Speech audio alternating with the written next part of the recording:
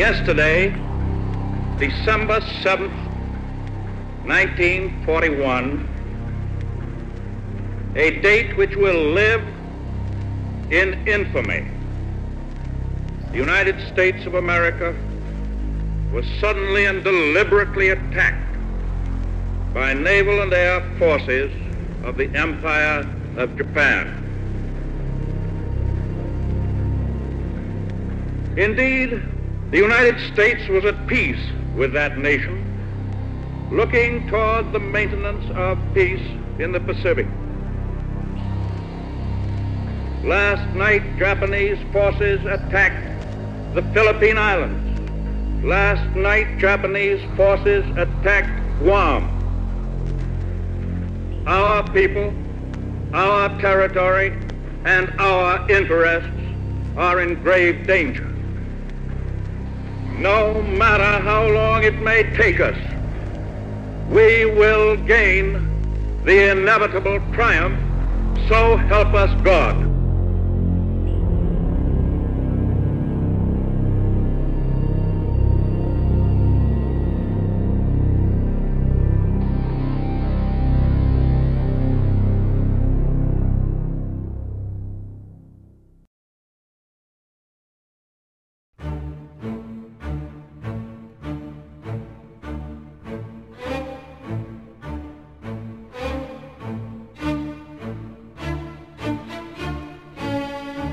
It is January 1944. A massive fleet of U.S. warships under Admiral Chester Nimitz is moving westward toward Micronesia. The fleet, now headed to Kwajalein in the Marshalls, has as its mission the seizure of Japan's island possessions.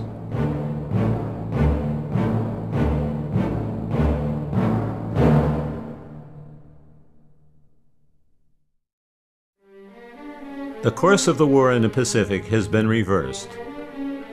Just 6 months after Pearl Harbor, the Japanese advance had been halted.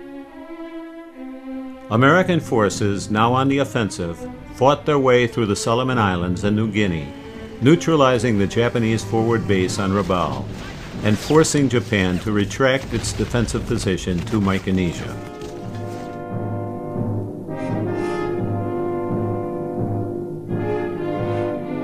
Meanwhile, Nimitz's fleet has just seized the island of Tarawa in the Gilberts after several days of bitter fighting.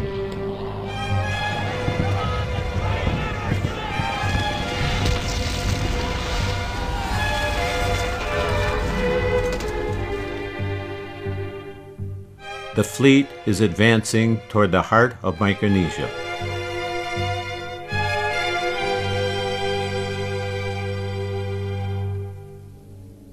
Island people and the Japanese defense forces assigned to protect their islands wait in anticipation of the assault to come.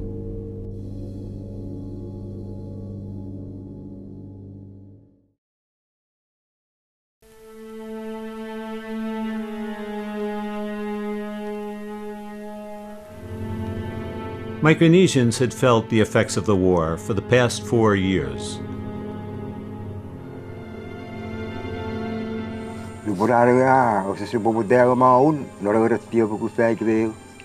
war started in 1941, but before that, the Japanese began bringing in all kinds of weapons and food and supplies.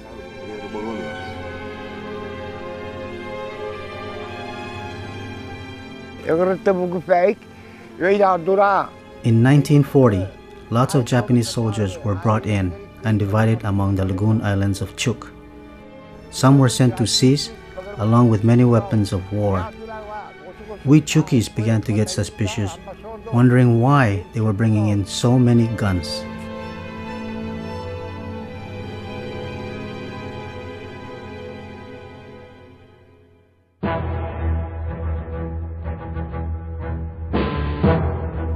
Beginning in late 1940, small naval detachments were stationed in the islands. Within a year, the total naval force grew to about 6,000 men. Another 10,000 Japanese civilians were brought in to beef up the labor force.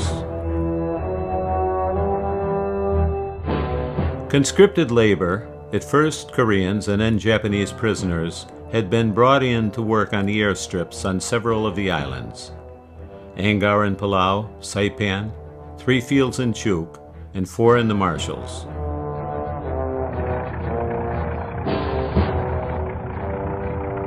When this imported labor proved inadequate, islanders were conscripted to assist in the construction of the airfields and base facilities. These local labor forces were moved around the islands as their services were needed.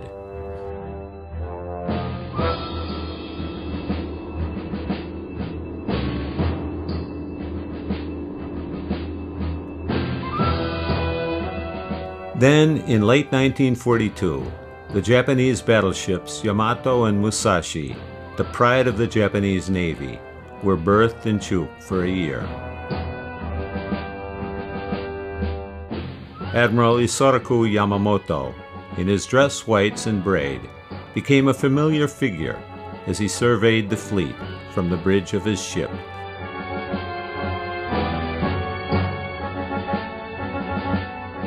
This massive military buildup was leaving its imprint on just about every aspect of life in the local community. Families were losing their young men to conscript labor and their land to the Navy to provide housing for naval personnel and civilian laborers. They were taken as conscript laborers before the war, and then when the war started, then they start working on sword defenses and airport. You know, they were forced to do that. But this was nothing compared with what islanders would have to endure after the arrival of Japanese garrisons in 1944.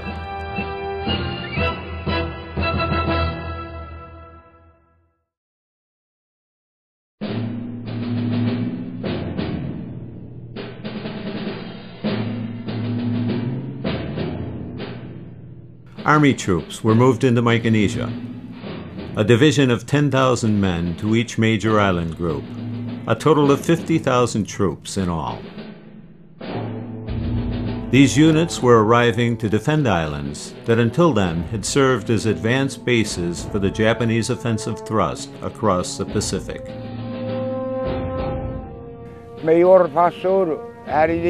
There were times my mother and aunties came home sick from the beating they endured at work.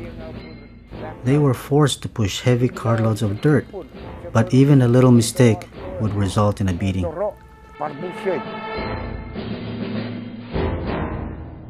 Army troops commandeered houses and food trees to provide for the military needs. Widespread famine would soon strike the islands, with strict punishments meted out to people for infractions against military regulations. All the food was supposed to be for soldiers only, and they had put some kind of martial law on controlling the food distribution. Even coconut has to be given to the Japanese soldiers first. If we were to get something from our own land, they would chase us and beat us up. They said the land was theirs, not ours. My father-in-law told me that the Japanese, they accused him of picking breadfruit from his own breadfruit tree. So they beat him up. Start at his foot all the way up to his head. His back, they just beat him and beat him until he couldn't stand.